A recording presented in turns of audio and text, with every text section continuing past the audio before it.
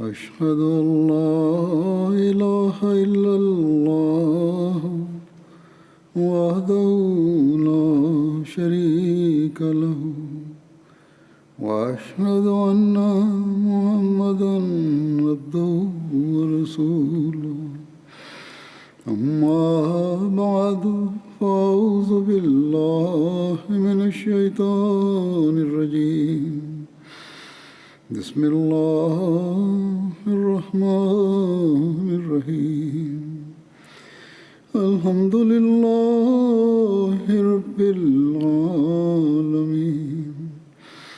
الرحمن الرحيم مالك يوم الدين إياك نعبد وإياك نستعين اهدنا الصراط المستقيم صراط الذين أنعمت عليهم غير المغضوب عليهم ولا الضالين. Bismillahirrahmanirrahim. Hazreti Halifatul Mesih peti, da Allah bude njegov pomagač, je rekao: danas ću govoriti o Hazreti Muavez bin Haris radijallahu anhu. Pripadao je Hazradž ensarijskom plemenu. Otac mu se zvao Haris bin Rifa, majka Afra bint Ubejd. Hazreti Maaz i Auf su bili njegova braća. Svi oni su bili poznati po očevom i majkinom imenu. Sva trojica su bili poznati kao Benu Afra. Ibn Hisak je jedini koji prenosi da je Hazreti Muavez bio među 70 ensarija koji su učestvovali na drugoj bejati i akba zakletvi. Umi Jezid bint Kejs je bila njegova supruga. Rubej bint Muavez i Umeira bint Muavez su bile njegove kćerke iz ovog braka. Hazreti Muavez je učestvovao na Bedru zajedno sa dvojicom svoje braće, Hazreti Muaz i Hazreti Auf. Hazreti Muaz, Hazreti Auf i Hazreti Muavez u toku bitke na Bedru, njih su svi zvali kao Benu Afra, i Ebu Hamra, njihov oslobođeni rob. Oni su dijelili jednu kamelu, znači imali su tu kamelu i oni su se mijenjali da jašu na njoj. Huzur kaže: ja sam predstavio ovaj hadis dok sam spominjao Hazreti Muaza, ali je važno da ga opet spomenem dok govorim u vezi Hazreti Muaveza.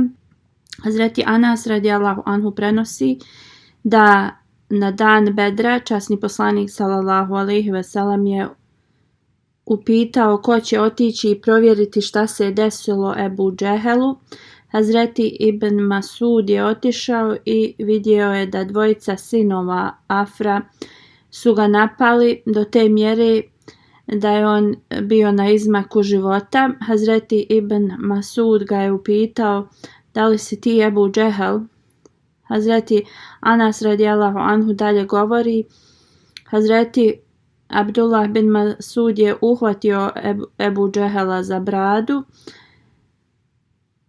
i tad mu je Ebu Džehel rekao: da li ste ubili važnijeg čovjeka od mene ili da li je kao vaše pleme to uradilo?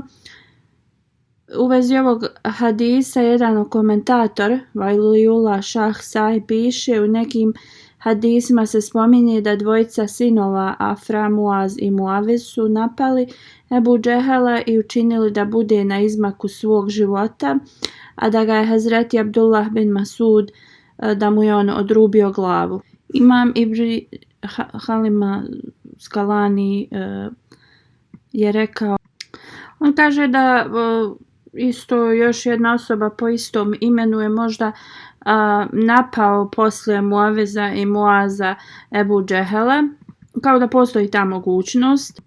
Hazreti Halifatul Mesih II radijallahu anhu kaže: nekada ljudi slave nešto i misle kao da je to nešto od koristi za njih. Kako god ta ista stvar postaje nešto kao nazadno za njih. Na Bedru kada su nevjernici došli da se bore, oni su pomislili mi ćemo začas da se kao oslobodimo ovih muslimana. A Ebu Džehel je rekao mi ćemo da slavimo i da se napijemo. I rekao je sam sebi kao pomislio je da neće se vratiti dok ne poubija sve muslimane. Kako god taj isti Ebu Džehel je ubijen od dvojice mladića iz Medine. A nevjernici iz Mekije su smatrali i kao nisko gledali na ljude iz Medine. Ali Ebu Džehel je dobio takvo, znači kao bio je sramoćen da ni njegova zadnja želja nije bila ispunjena.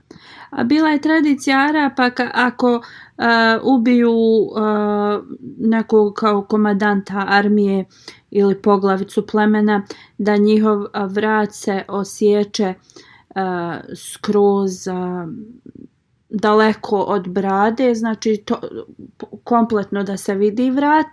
I to je iskazivalo kao čast da su oni ubili kao tog poglavicu ili komadanta.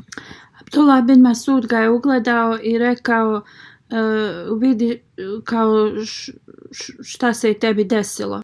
On je odgovorio ništa, kao ničega mu nije žao, samo to što su ga kao djeca iz Medine kao ubila i to djeca od farmera koji se bave usjevima. Taj posao Mekalije su smatrali da nije na njihovom nivou i gledali su na to kao s poniženjem.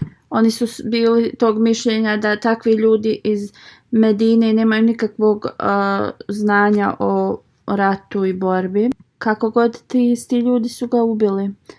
A još gore od toga jeste da nisu ni ovi znači ozbiljni ljudi odrasli, već njihova djeca koja nisu nikad imala ni iskustva kao ratovanjima. Abdullah je upitao Ebu Džehela da li imaš ikakvu zadnju želju. On je rekao da odsjeci moj vrat tako kompletno da bude uz njegovu glavu, ali Abdullah bin Masud je rekao tu ti želju neću ispuniti i osjekao je njegovu glavu blizu njegove brade. Tada Ebu Džehel nije mogao ni da preradi alkohol koji je popio. Bio je ubijen, a kao tvrdio je da je to dan njegove kao sreće i radosti. Hazreti Muavez je postao šehid na dan Bedra. Sljedeći ashab kojeg ću da spomenem je Hazreti Ubej bin Kab. Pripadao je Benu Muavija, ogranku Hazrađ plemena, koje je ensarisko. Njegov otac se zvao Kab bin Kejs, a majka su Hejla bint Asvad. Hazreti Ubej bin Kab je imao dvije titule ili nadimka, Ebu Munzer, kojemu je poslanik sallallahu alejhi ve sellem dao, i Ebu Tufail, kojemu je Hazreti Omer radijallahu anhu dao zbog njegovog sina Tufaila. On je bio srednjeg rasta, kosa i brada mu je bila bijele boje i nije stavljao boju da bi sakrio svoje godine ili knu. Učestvovao je na drugom bejatu Akba sa 70 ashaba. On je bio pismen prije nego što je primio islam, znao je da čita i da piše. A kad je postao musliman, poslanik sallallahu alejhi ve sellem mu je dao da piše objave Kur'ana. Časni poslanik sallallahu alejhi ve sellem je uspostavio bratstvo između njega i Talha bin Ubejdullah. Prema drugom hadisu, bratstvo je bilo uspostavljeno između njega i Sejd bin Zejda. Prenosi se da je uzvišeni Allah dželešanuhu naredio poslaniku sallallahu alejhi ve sellem da uči Kur'an Hazreti Ubeju i da je poslanik sallallahu alejhi ve sellem rekao da je Ubej najbolji kari od njegovih ljudi, to jeste najbolji učač Kur'ana.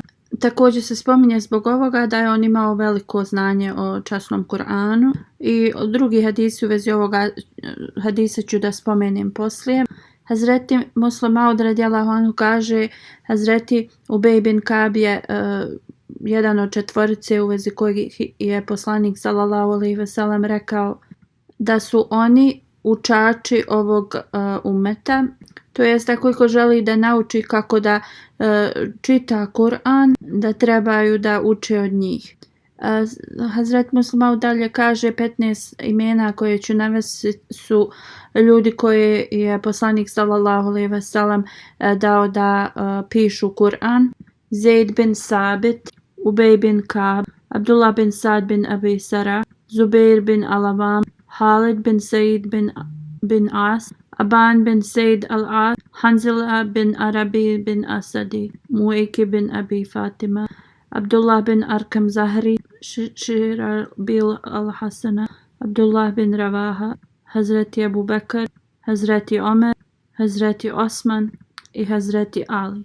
Kad bi poslanik sallallahu alejhi ve sellem dobio objavu nekog dijela iz Kur'ana, on bi pozvao jednog od ovih ljudi da zapišu.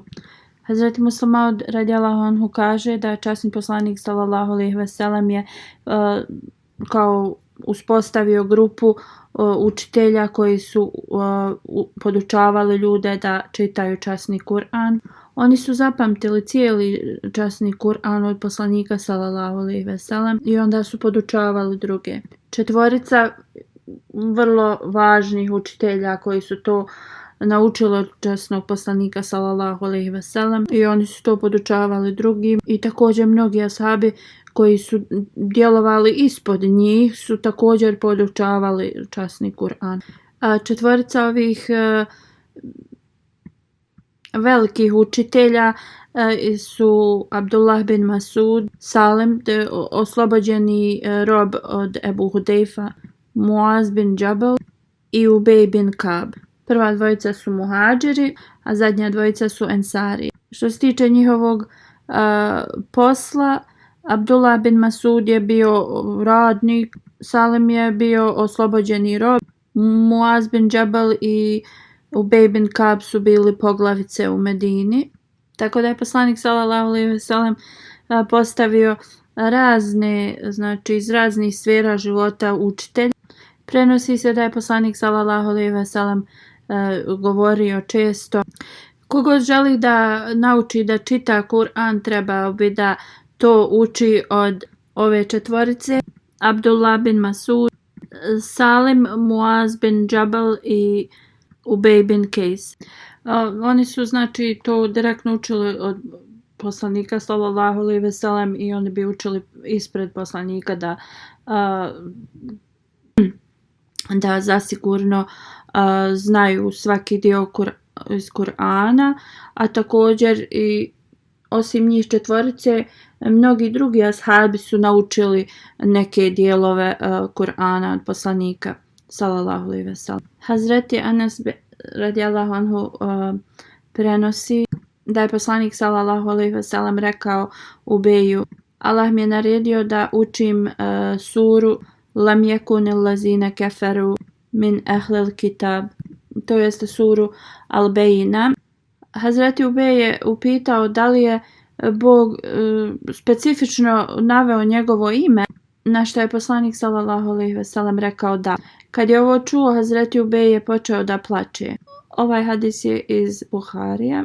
Još jedan hadis koji prenosi Anas bin Malik, da je poslanik sallallahu alejhi ve sellem rekao Hazreti Umeju: Allah mi je naredio da učim Kur'an tebi. Hazreti Ubej je pitao da li je Allah spomenuo moje ime. Poslanik sallallahu alejhi ve sellem je rekao da.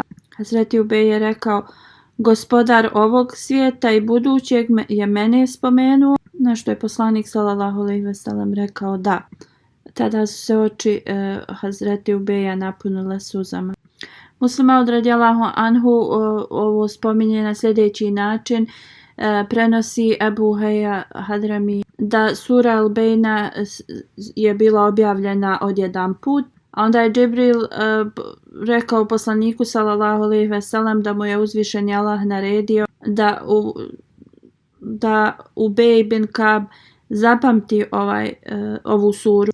Časni poslanik sallallahu alejhi ve sellem je rekao Ubeju bin Kab: Džibril mi je rekao da trebam da se pobrinem da ti zapamtiš ovu suru. Tada je Ubeju pitao: o Allahu poslaniče, da li je mene gospodar spomenuo po mom imenu? Poslanik sallallahu alejhi ve sellem je rekao da, i tada je Ubej počeo da plače od sreće. Poslije smrti poslanika sallallahu alejhi ve sellem, Hazreti Omer je često spominjao ovo. Jednom dok je stajao na mimberu u poslanikovoj džamiji, rekao je: najbolji kari, to jeste učenjač Kur'ana, je Ubej. Jednom dok je išao na ekspediciju u Siriji u mjestu Džabija koje se nalazi blizu Damaskusa, održao je hudbu u kojoj je rekao: kogod je zainteresovan u časni Kur'an treba da posjeti Ubeja. Hazreti Anas radijallahu anhu prenosi da su bila četvorica u vrijeme poslanika sallallahu alejhi ve sellem koji su zapamtili cijeli Kur'an. Sva četvorica su bili Ensarije: Hazreti Ubej bin Kab, Hazreti Muaz bin Džabel, Hazreti Abu Zeid i Hazreti Zeid bin Sabit. I ovaj hadis je iz Buharije. Hazreti Muslim spominje da vrlo znana imena od Ensarija su bili Ubada bin Samit, Muaz Mudžama bin Harsa, Fuzala bin Ubejd, Muslima bin Muhallad, Abu Darda, Abu Zeid, Zeid bin Sabit, Ubej bin Kab, Sad bin Ubada, Umi Waraka.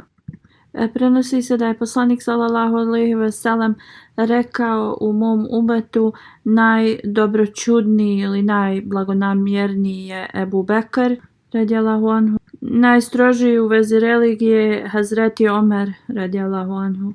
Najskromniji ili najumjereniji je Hazreti Osman radijallahu anhu. Osoba sa najboljim razumijevanjem šta je dozvoljeno, a šta ne, bio je Muaz bin Džabel. Osoba koja je imala najveće razumijevanje svojih dužnosti je Zeid bin Sabit. Osoba koja je imala najveće znanje u učenju Kur'ana je bio Ubej bin Kab. I svaki umet ima skrbnika ili kao čuvara, a za ovu naciju je Hazreti Abu Ubejda bin Džarah, kojeg sam spomenuo ranije.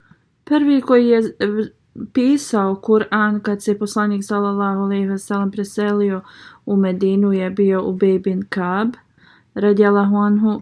Do tada se nije praktikovalo kad se završi, na primjer, jedna objava, kad se ispiše, da se ta osoba koja je to pisala potpiše. Hazreti Ubej je to započeo i poslije su tako drugi koji su zapisivali, oni bi se potpisali bi se na kraju svog zapisivanja.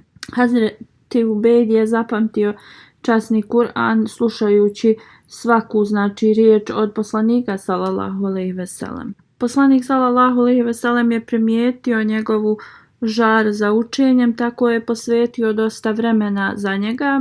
Hazreti Kejs radijallahu anhu je pitao mnoga pitanja poslanika, naravno stvar ne bespotrebna, ali bi pitao često pitanja i ne bi se kao stidio da upita poslanika, ali to je uvijek bilo na vrlo prelijep način. I zbog toga što je on imao toliki taj žar, poslanik sallallahu alejhi ve sellem bi često bez njegovog pitanja počeo da mu govori.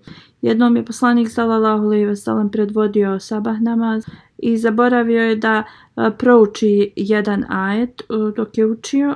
Hazreti Ubej se nije pridružio namazu od početka, došao je na polovini. Poslije namaza poslanik sallallahu alejhi ve sellem je upitao da li je iko opazio nešto u poslanikovom učenju. Svi su šutjeli. Onda je poslanik sallallahu alejhi ve sellem upitao da li je Ubej bin Kab bio prisutan. Dotad je Hazreti Ubej već završio svoj namaz koji je bio propustio kad je to završio nama svoj, on je rekao poslaniku sallallahu alejhi ve sellem da taj ajet nije bio proučen. I pitao je poslanika da li je taj ajet izostavlja se sad ili da li je poslanik samo napravio grešku. Poslanik sallallahu alejhi ve sellem je rekao ne, ja sam zaboravio da ga proučim. Onda je poslanik sallallahu alejhi ve sellem rekao Hazreti Ubeju, znao sam da ćeš ti jedini biti koji će ovo da spazi to. Ubej bin Kab govori da je bio u džami kad je neki čovjek ušao i počeo je da klanja namaz. Ta je osoba učila Kur'an na vrlo čudan način. Onda je još jedan čovjek ušao i opet i on je učio na drugačiji način od te prve osobe. Kad su svi klanjali namaze, otišli su kod poslanika sallallahu alejhi ve sellem.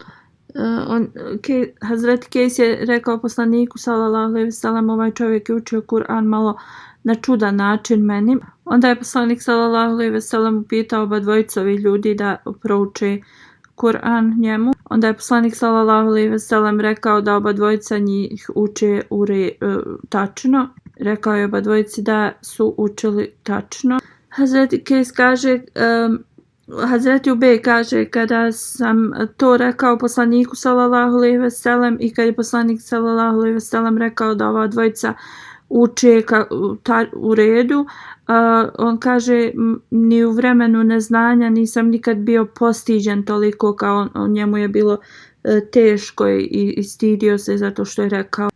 On kaže kad je poslanik sallallahu alejhi ve sellem primijetio da sam ja bio toliko postiđen, stavio je ruke na moja prsa i bila su sva mokra.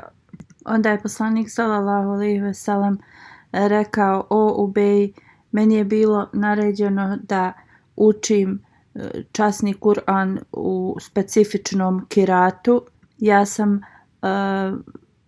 pitao da bude olakšano mom narodu. Onda mi je bilo naređeno da ga učim na dva različita načina. Poslanik sallallahu alejhi ve sellem kaže, opet sam upitao da bude olakšanje mom umetu i onda mi je naređeno da na 7 različitih načina da učim Kur'an. Onda poslanik sallallahu alejhi ve sellem kaže, Džibril mi je rekao da uzvišeni Allah je rekao da za svaki taj drugačiji način učenja Kur'ana Allah dželešanu ti je dao kao da upitaš za dovu. Onda poslanik sallallahu alejhi ve sellem kaže, rekao sam, o Allahu, oprosti mom narodu, o Allah, oprosti mom narodu, a treću dovu sam sačuvao na dan kada se svo čovječanstvo okrene prema meni, pa čak i poslanik Ibrahim. Možemo da vidimo tu visinu njegovog znanja od Hazreti Ubeja, naravno znanja u učenju Kur'ana, jer poslanik sallallahu alejhi ve sellem mu je učio Kur'an, a on pamti od njega i u godini kad je poslanik sallallahu alejhi ve sellem preminuo, u toj godini proučio je Kur'an Hazreti Ubeju i rekao, Džibril mi je rekao da trebam da učim Kur'an Ubeju i časni poslanik sallallahu alejhi ve sellem je učio Kur'an Hazreti Ubeju. Hazreti Ubej radijallahu anhu je podučavao Irance časnom Kur'anu u vremenu poslanika sallallahu alejhi ve sellem. Kada je tom Irancu stvari, kada je jedan ajet proučio, nije mogao riječ asim da izgovori i kad bi to govorio, on bi izgovarao jetim. Hazreti Ubej je bio vrlo zabrinut kako da njega nauči. Tad je poslanik sallallahu alejhi ve sellem tud prolazio i vidio je zabrinutost od Hazreti Umeja licu i zastao je kraj njih i kad je čuo o čemu se radi i onda je poslanik sallallahu alejhi ve sellem sugestirao kako da se ispravi njegov, na perzijskom jeziku mu je dao slične neke riječi, tako da je Iranac uspio da izgovori ovu riječ kako treba. Tad je poslanik sallallahu alejhi ve sellem rekao Ubeju da popravlja njegovo izgovaranje prema njegovom jeziku i potrudi se da on sve izgovori tačno. Uzvišeni Allah će te nagraditi za to. Jednom dok je predvodio hudbu, časni poslanik sallallahu alejhi ve sellem je proučio suru. Abu Darda i Hazreti Abu Zar, oni nisu čuli ovu suru prije i pokazali su kao rukom prema Hazreti Ubeju kao kad je ova sura bila objavljena i on im je pokazao također rukom da trebaju da šute.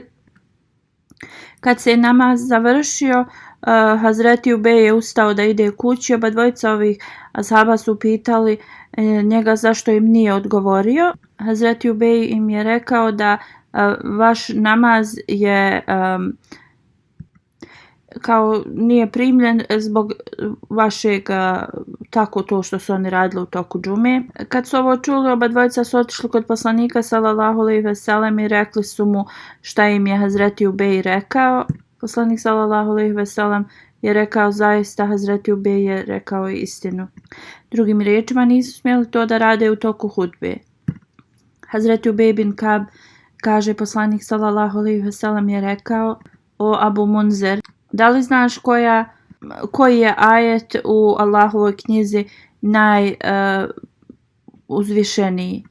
Ja sam rekao Allah i njegov poslanik znaju najbolje. Poslanik sallallahu alejhi ve sellem je onda rekao: O Abu Munzer, da li znaš koji ajet u Allahovoj knjizi je najveći? Ja sam odgovorio isto. Kad je poslanik sallallahu alejhi ve sellem upitao po treći put, ja sam odgovorio Allahu la ilaha illahu al hayyul qayyum. Hazreti Ubej radijallahu anhu kaže poslanik sallallahu alejhi ve sellem je stavio ruku na moja prsa i rekao tako mi Boga, o Ebu Munzer, neka tvoje znanje bude izvor blagoslova za tebe. Drugim riječima, poslanik sallallahu alejhi ve sellem mu se svidio njegov odgovor. U toku života poslanika sallallahu alejhi ve sellem Hazreti Ubej je podučio Kur'an Hazreti Tufejlu i Amdusi koji su mu dali strijelu i luk kao poklon. Onda je otišao s tim poklonom kod poslanika sallallahu alejhi ve sellem. Poslanik ga je upitao odakle mu taj poklon. On je rekao od mojih učenika.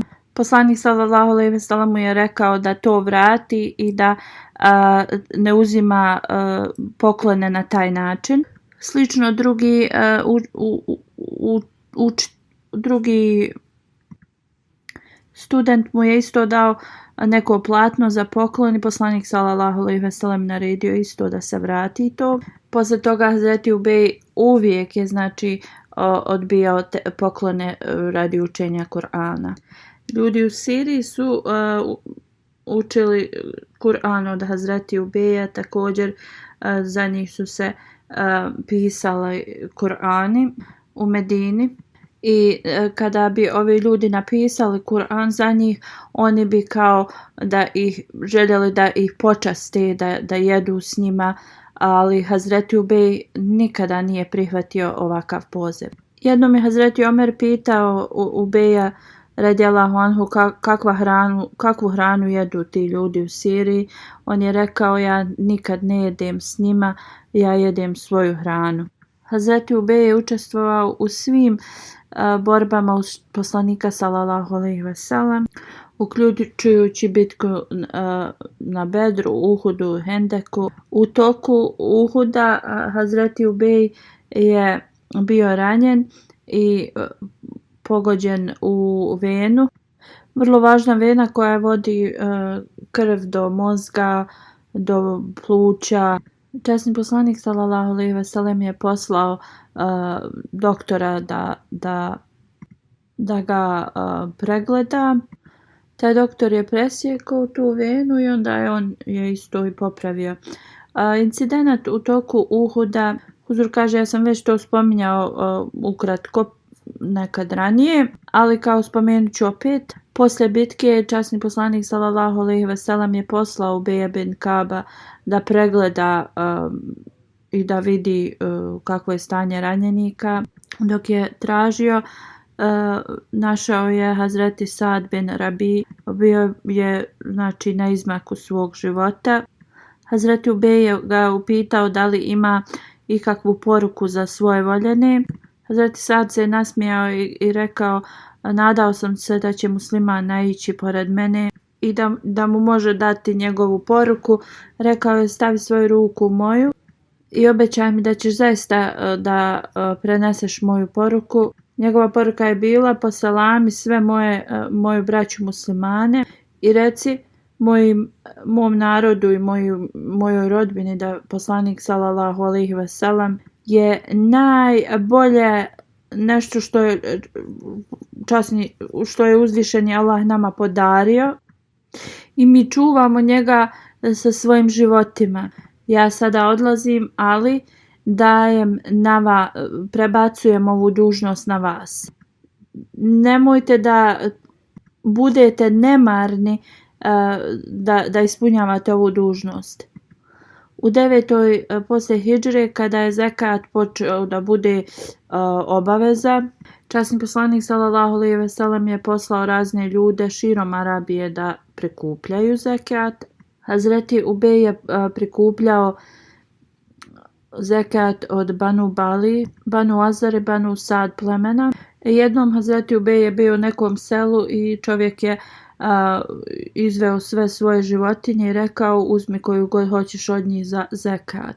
Od kamila Hazreti Ubej je izabrao kamilu koja je bila 2 godine stara. Ovaj čovjek je rekao, ta kamila od nje nema koristi, niti je koriste za mlijeko, ni da se na njoj jaše. I onda je rekao da uzme drugačiju kamilu. Hazreti Ubej je rekao ne, da on ne želi da ide protiv učenja islama i rekao je zašto mi ne odemo i kod poslanika sallallahu alejhi ve sellem, pošto je živio u blizini, i rekao je što god poslanik sallallahu alejhi ve sellem naredi, on će tako da uradi. Onda su oba dvojica otišli kod poslanika sallallahu alejhi ve sellem i predstavili su ovo poslaniku. Poslanik sallallahu alejhi ve sellem je rekao, ako želiš da daš veću kamilu, onda možeš to da uradiš i Allah dželešanu će te nagraditi. Ovaj čovjek dao kamilu poslaniku sallallahu alejhi ve sellem i otišao je. U toku hilafeta Ebu Bekra radijallahu anhu odbor se sastavio da prikupe cijeli časni Kur'an. Hazreti Ubej je bio glavni nadzorni. Hazreti Ubej bi učio Kur'an, a ashabi bi ga zapisivali. Ovaj odbor je bio od ljudi koji su imali veliko znanje. Nekada bi se oni imali kao neslaganja u vezi nekih ajeta. Kada je sljedeći ajet sure At-Tauba bio zapisivan, bilo je rečeno da ta sura koju je Hazur naveo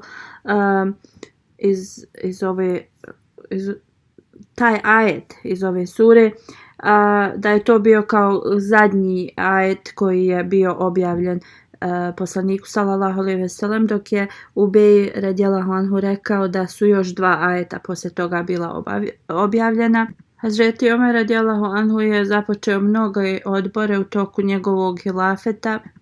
Jedan od njih je bio odbor za konsultaciju ili Mađalisu Šura, i na ovom odboru su bili istaknuti ashabi, muhadžiri i ensarije. Hazreti Ubej je bio također član ovog odbora i reprezentacija Hazredž plemena. Džabir bin Zubeir prenosi da u toku ere hilafeta Hazreti Omera radijallahu anhu otišao je da posjeti Hazreti Omera u vezi nečega. Kaže da je neki čovjek stajao pored Hazreti Omera, imao je bijelu kosu i nosio je bijelo odijelo. Ova osoba je rekla zaista način da postignemo dobro na ahiretu su na ovom svijetu, to su naša djela i trebamo da ih pripremimo. Džabir kaže, pitao sam o vođo vjernika, ko je ova osoba? Hazreti Omer je rekao Ubej bin Kab, vođa muslimana. Abdurrahman bin Abdukari prenosi jedne noći u toku Ramazana. Otišao je sa Hazreti Omerom u džamiju i vidio je da su ljudi sjedili u raznim grupicama i klanjali su namaze.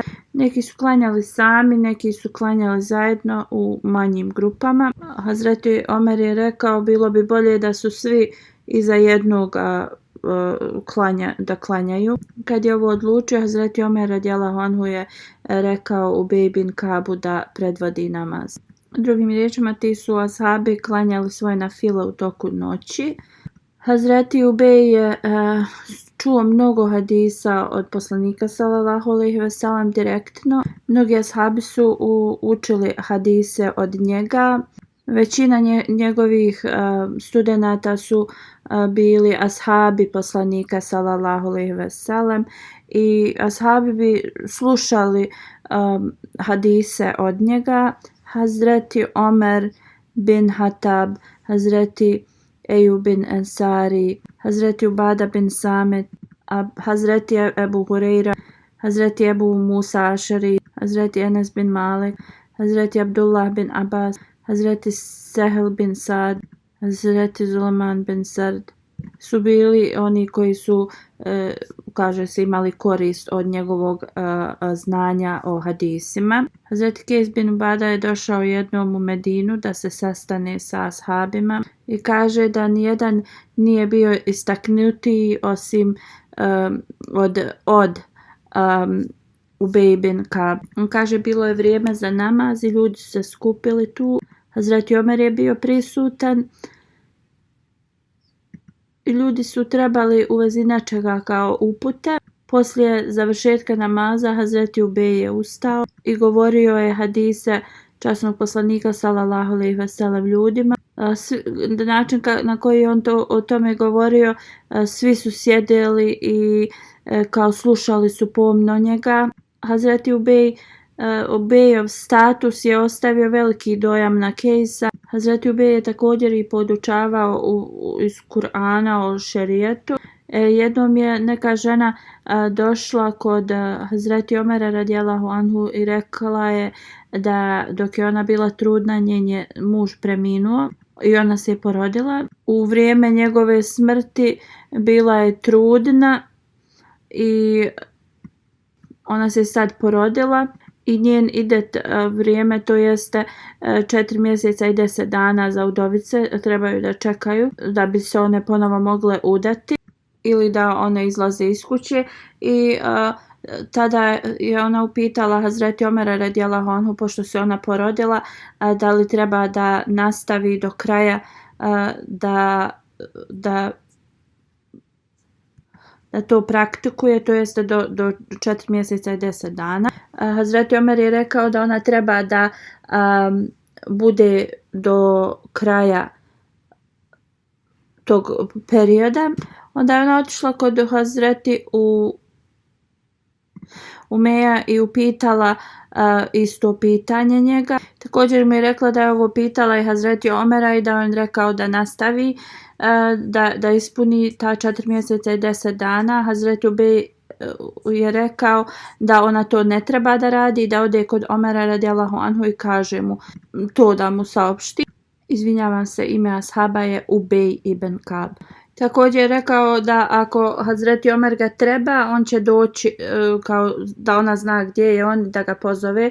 I tako kad je došao kod Omera radijallahu anhu, bio je upitan kako je došao do tog zaključka. Hazreti Ubej je rekao da je do toga došao iz časnog Kur'ana i onda je naveo sljedeći ajet, prijevod za one koje su trudne, period za njih je dok se ne porode. I znači svaka žena koja je trudna i postala udovica, to je za njih tako treba da se ispunjava taj vrijeme ideta. I također je naveo i hadis u vezi ovoga. Hazreti Omer radijallahu anhu je rekao da ona treba da to uradi prema instrukcijama Hazreti Ubeja. To jeste da to što je Hazreti Ubej rekao da je tačno. Kuća od Hazreti Abasa je bila sa jedne strane Mesdžid Nabavi. Hazreti Omer je htio da proširi džamiju poslanikovu i pitao je Hazreti Abasa da li bi on prodao svoju kuću. Tako da to mjesto gdje njegova kuća bude uključeno u džamiju, Hazreti Abbas je rekao da je to nemoguće. Onda je Hazreti Omer pitao da li ti možeš to nama dati kao poklon, on je to odbio. Onda je Hazreti Omer ga upitao da li bi on proširio džamiju jer je to veliki kao dobro djelo za umet. Znači da proširi džamiju, da uključi kao taj dio gdje je njegova kuća bila kao dio džamije. Hazreti Abbas je rekao nije moguće. Hazreti Omer radijallahu anhu je rekao onda moraš prihvatiti jednu od ovih 3 opcije. Hazreti Abbas je rekao ne slažem se ni s jednom i zato što se nisu mogli dogovoriti stavili su kao sudiju Hazreti Ubeja bin Kaba. Hazreti Ubej je rekao Hazreti Omeru kakvo ti imaš pravo da uzimaš nešto što on ne želi da da. I rekao je ne, ti to ne možeš. Hazreti Omer je upitao Hazreti Ubeja da li je ova odluka iz časnog Kur'ana ili hadisa. Hazreti Ubej je rekao iz hadise i onda je rekao kad je poslanik Sulejman izgradio nešto u Jerusalemu i jedan zid koji je bio na tuđoj zemlji je pao. Poslanik Sulejman je dobio objavu da treba da pita toga vlasnika prije nego što išta izgradi na njegovoj zemlji. Kad je čuo ovo, Hazreti Omer je ostao tih. Kako god Hazreti Abbas je bio lojalan i iskren i on je dao zakletvu hilafetu. Iako je na početku odbijao, ali on ima ogromnu ljubav za vjeru i prema hilafetu, što je i pokazao kada je Hazreti Omer se složio sa odlukom i jednostavno bio je tih, nije govorio. Hazreti Abbas radijallahu anhu je rekao Hazreti Omeru u redu, ja ću uključiti svoju kuću kao dio džamije. Jednom je Hazreti Omer radijallahu anhu odlučio da zabrani hadžitimatu. Postoje 3 vrste hadža. Neka omladina vjerovatno nije svjesna ovoga. Hadžitimatu to je kad osoba je u stanju ihrama prije dolaska u Meku. Oni prvo urade umru i onda izađu kao ne nose ihram. Onda 8. Zulhidže opet će staviti svoj ihram i uradit će hadž. Ovo se zove hadžitimatu. Hadž mufrid je vrlo najpoznatiji hadž, a hadž kiran je kad osoba uradi hadž i umru u istom ihramu. Uglavnom, Hazreti Omer je odlučio da ne dozvoli ljudima da rade hadžitimatu. Hazreti Ubej je rekao nemaš pravo da zaustaviš ljude i zaustavio je Hazreti Omera da to ne radi, da zaustavlja ljude. I onda Hazreti Omer nije ovo uradio. Također Hazreti Omer je jednom rekao da neće dozvoliti da se neki kao grtači nose. Ja mislim da je u toku hadže također, ali i tada je Hazreti Ubej rekao da i poslanik sallallahu alejhi ve sellem je nosio te ogrtače. Kao razlog Hazreti Omer je rekao da se mokraća od životinja stavlja u tu boju i boji se. U toku hilafeta Hazreti Omera radijallahu anhu dogodio se jedna kao nesuglasica između Hazreti Omera i Ubeja u vezi nekog voćnjaka. Hazreti Ubej je počeo da plače i rekao kao da li ja da ovo doživim u tvom vremenu. Hazreti Omer je rekao to nije bila moja namjera. ti si slobodan da dobiješ presudu od bilo kojeg muslimana, zato što mi smo znači u nesuglasicama, kao ne imaju isto mišljenje u vezi te odluke, tako da Hazreti Omer je rekao da on neće donijeti odluku. Rekao mu je da potraži odgovor od bilo koga drugog jer smatrao je da je on imao ispravnu odluku, Hazreti Omer. Hazreti Ubej je postavio Zeid bin Sabit kao njihovog presuđavajućeg. Hazreti Omer se složio sa tim i oni su predstavili tad njihovu situaciju.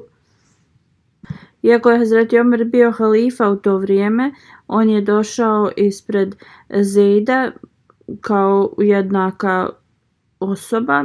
Hazreti Omer je predstavio da on nema isto mišljenje kao Hazreti Ubej. Hazreti Omer je rekao, izgleda da si zaboravio, razmisli o tome i onda ćemo kao razgovarati. Hazreti Ubej je rekao da posle malo vremena da se on ničega ne sjeća. Onda je Hazreti Omer radijallahu anhu naveo to i to da se je desilo. Hazreti Omer radijallahu anhu je rekao koji ti dokaz imaš u vezi toga što je on tad tražio. On je rekao da nema nikakav dokaz.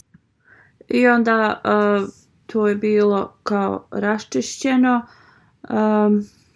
Hazreti Osman bin Afan je postavio 12 ljudi Kurejšija i Ensarija da prikupljaju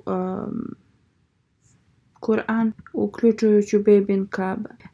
U toku vremena hilafeta Hazreti Osmana različite dijalekti i izgovaranje Kur'ana se počelo širom to da se dešava. Da bi ovo popravio, Hazreti Osman je pozvao ashabe koji su čuli cijeli Kur'an od poslanika sallallahu alejhi ve sellem, Hazreti Ubej bin Kab, Hazreti Abdullah bin Abbas i Hazreti Muaz bin Džabal. Oni su svi imali različite dijalekte. Hazreti Osman je želio da cijeli umet čita na isti način. Znači ova 12 koji su bili znači odlični u učenju Kur'ana. Hazreti Osman im je dao ovaj vrlo važan zadatak. Ibn Zamra govori da je rekao Ubej bin Kabu kao šta je sa ashabima časnog poslanika sallallahu alejhi ve sellem, mi dolazimo iz tolike daljine da bi slušali od vas, a vi nas kao držite po strani.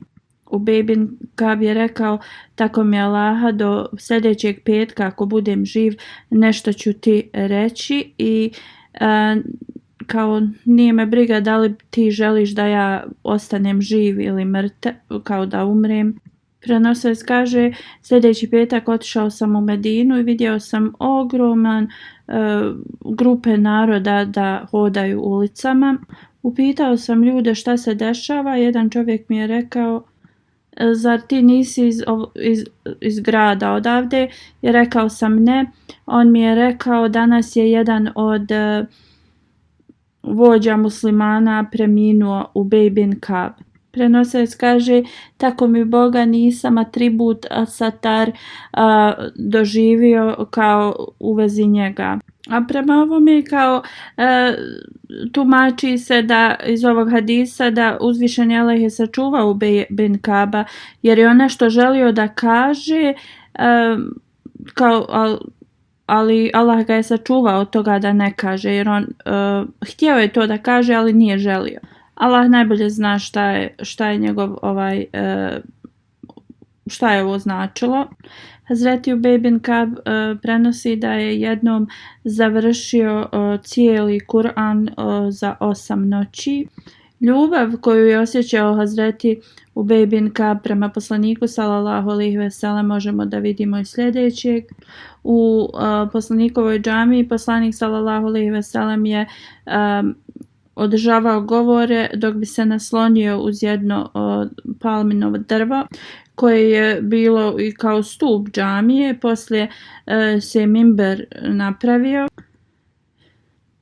I posle kada se poslanik sallallahu alejhi ve sellem bi održavao hudbu sa tog minbera i posle kada se proširavala džamija, to stablo tog palminog drveta, on je Hazreti Ubej bin Kab je odnio u svoju kuću samo zbog toga što je poslanik sallallahu alejhi ve sellem se naslanjao na to drvo i držao ga je sve u kući i kad su ga oni termites, oni mravi pojeli i prašina, znači kad se je pretvorilo u prašinu, do te mjere ga je držao.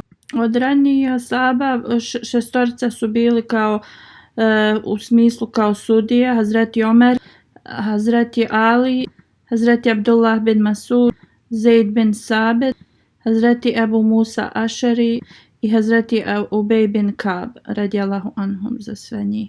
Samra bin Džundab je bio jedan od značajnih ili izdvojenih ashaba poslanika sallallahu alejhi ve sellem. On kada bi, na primjer, predvodio namaz i kad kaže Allahu Ekber, čekao bi malo vremena da počne da uči suru Al-Fatihu i onda neki su se ljudi bunili radi toga i on je poslao da pita Hazreti Ubeja bin Kaba u vezi ovoga, da onako prosvijetli ovu temu za njega. Hazreti Ubej je poslao detaljan odgovor i rekao je da je to što ti radiš je kao u sklopu šerijata i ne postoji uopšte neka greška ako ti zastaviš se neko vrijeme. I kao ovi koji se protive tome, oni su, znači, njihova je to greška. Hazreti Suheid bin Gafla, Ubejd bin Suđan i Suleman bin Rabija jednom su putovali na neku ekspediciju. Kad su došli u Uzeib, našli su neki prut na zemlji. Uzeib je neka dolina gdje ima voda. Suheid je uzeo taj prut, drugi su rekli ostavi ga, možda to pripada nekom drugom muslimanu. On je rekao da neće i da je bolje da on to koristi. I on je trebao da ide na hadž i tako sreo se sa Ubej bin Kabom i rekao mu je u vezi ovoga. I Ubej bin Kab je rekao: i ja sam naišao na sličan događaj u toku života poslanika sallallahu alejhi ve sellem. On kaže: našao sam 100 dinara, ili sad nije baš tačno i ovaj prvi šta je, koliko je vrijednost tog što je našao na putu. U svakom slučaju da vidimo šta je poslanik sallallahu alejhi ve sellem rekao. Hazreti Ubej je nastavio: poslanik mi je rekao da godinu dana to spominjem što sam našao non stop ljudima i kad prođe godina kao zapamtite koliko ste našli novca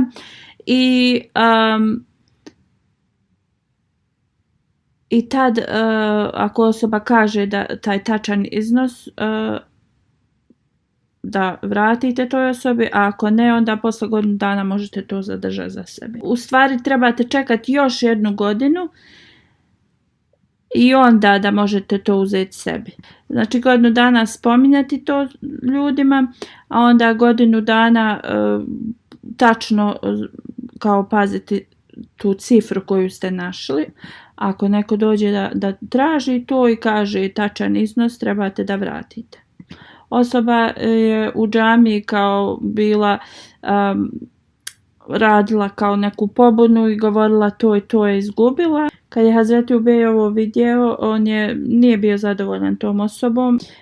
Ta osoba je rekla: ja nisam ništa ružno rekao u džamiji. Hazreti Ubej je rekao: da, zaista to je istina, ali kako god u džamiji se ne govori u vezi nikakvih svjetskih stvari. Postoje razni hadisi u vezi smrti Hazreti Ubeja. Prema jednom hadisu preminuo je u 22. posle hidžre u toku hilafeta Hazreti Omera, dok prema drugom u 30. posle hidžre u toku hilafeta Hazreti Osmana radijallahu anhu.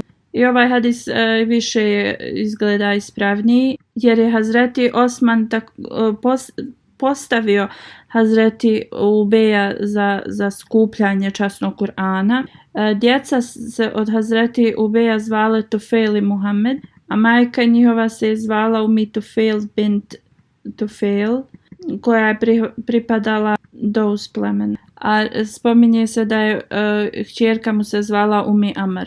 Ovdje završavamo događaj ili govorenje o Hazreti Ubeju.